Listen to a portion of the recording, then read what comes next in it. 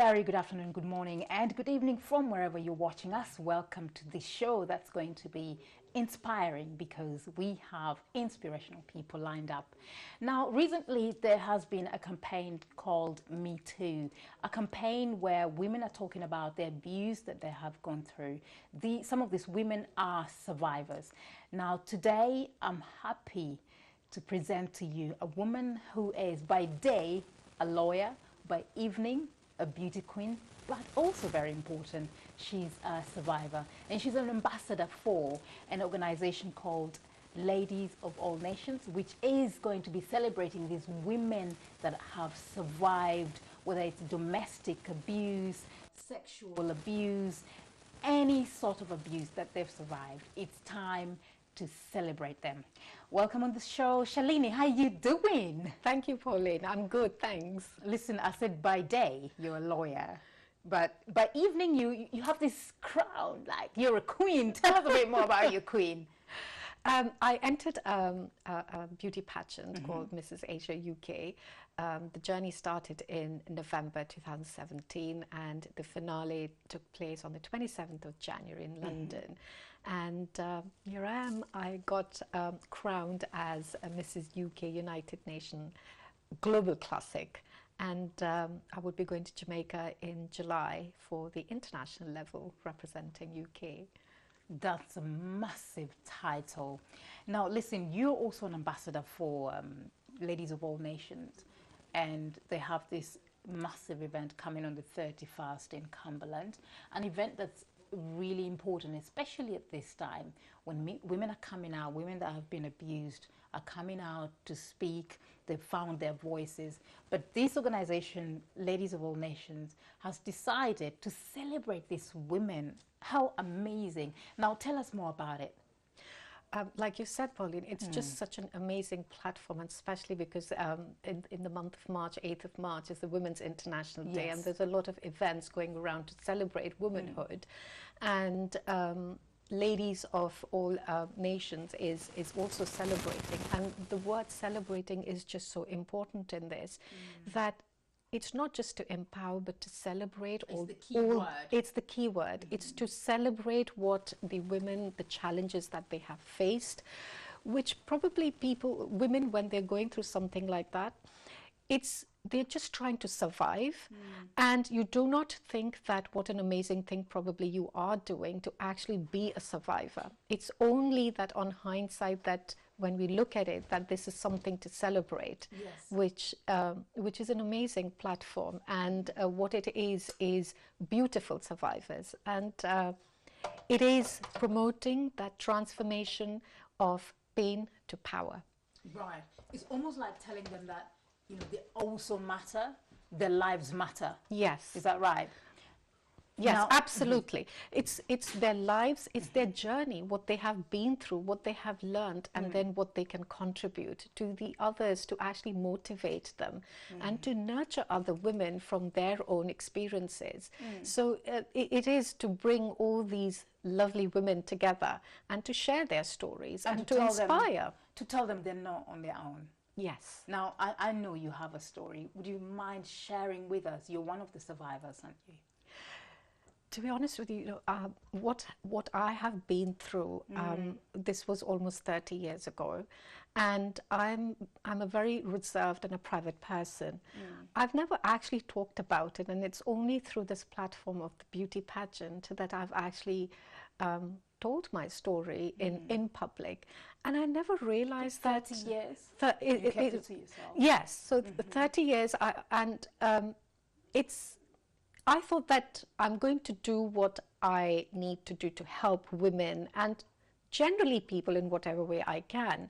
But I did not realize that my own story could be so inspiring and that I have done something commendable. And like I said, I thought I was just doing my best to survive with my little boy, and that's what I was doing. So what was so special about it? But I've received so much of support and love and encouragement that it's been an amazing experience. So tell us, your experience, what you went through. actually got married when I was 21 years old, and this was back home. I come Where from is home? Home is India, Right. and when I got married at the age of 21, I come from a very protected kind of family where Yes. you've not seen any challenges or any problems. So I think that in itself is probably because you're not prepared to Yes. face any problems or the difficulties that life would actually throw at you.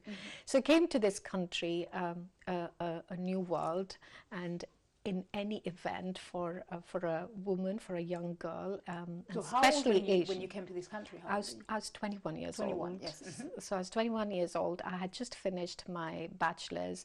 I went to university. I was not a career-oriented girl at all. No. No, not at all. I was looking at doing at fashion designing just because that was my hobby, but not to take it at a business level or to be employed or anything like that. I did actually audition for a pageant at that time as well when I was 21. When you were 21. And it seems all, it comes together so Yes. beautifully that my whole life is just come a full circle. When I entered this pageant and I was selected for it, I auditioned, but my would-be mother-in-law said, well, you know, this is not appropriate for a daughter-in-law to be doing this.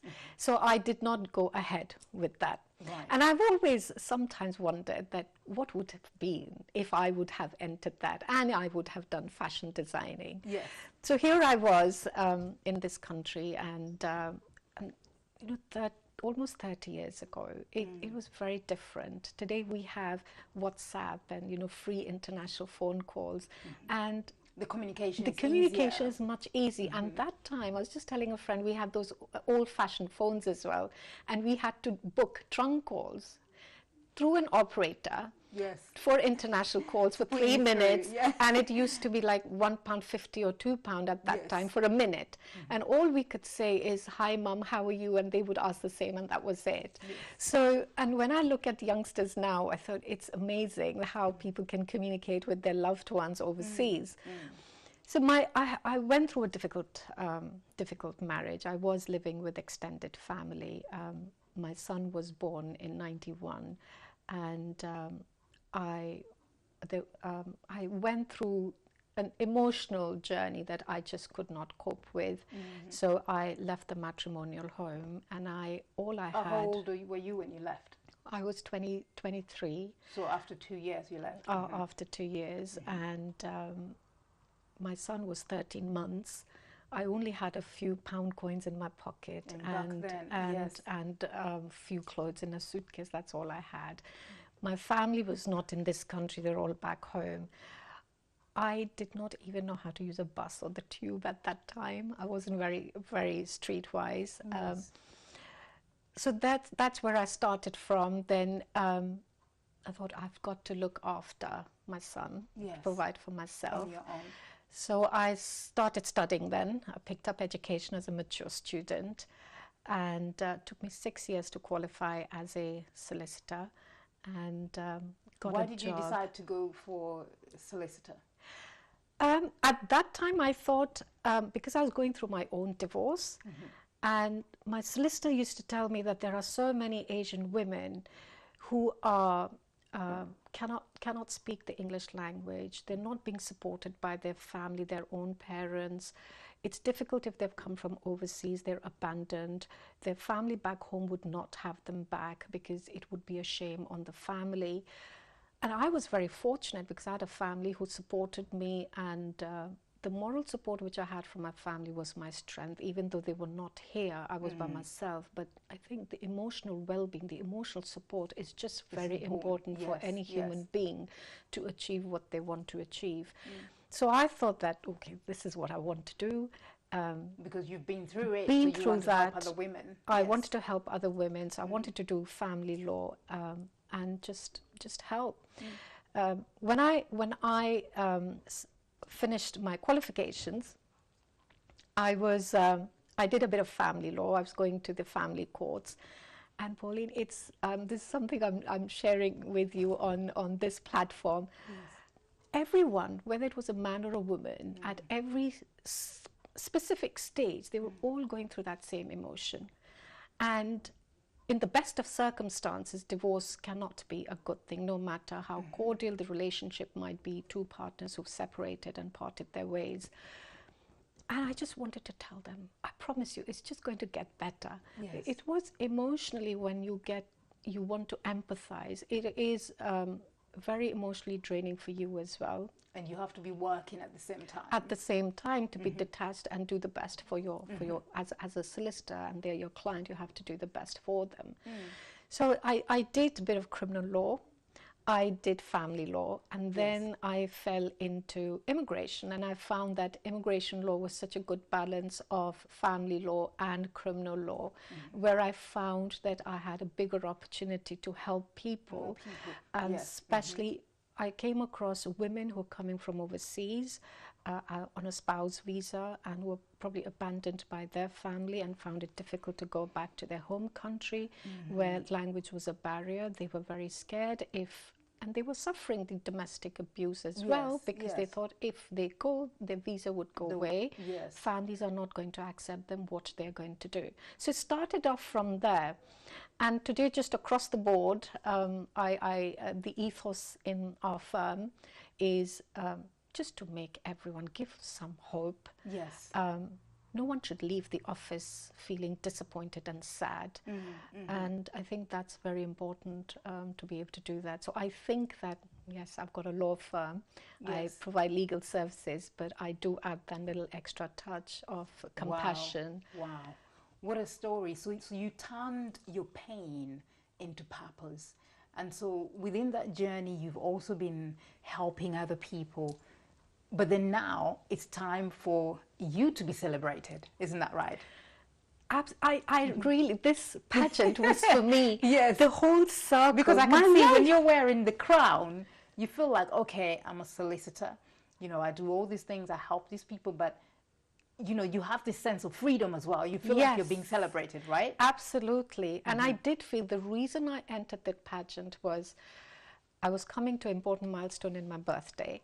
And I thought, this is going to put closure on my challenges and something to celebrate where I have come. And I'm so grateful to God. I think it's a way of showing my gratitude to God, because I think throughout the journey, the support of my family and God's grace, God, I feel, has become my best friend. It's been a spiritual journey, and I think that's the most amazing thing in anyone's life, is that our spiritual journey, where it leads us to.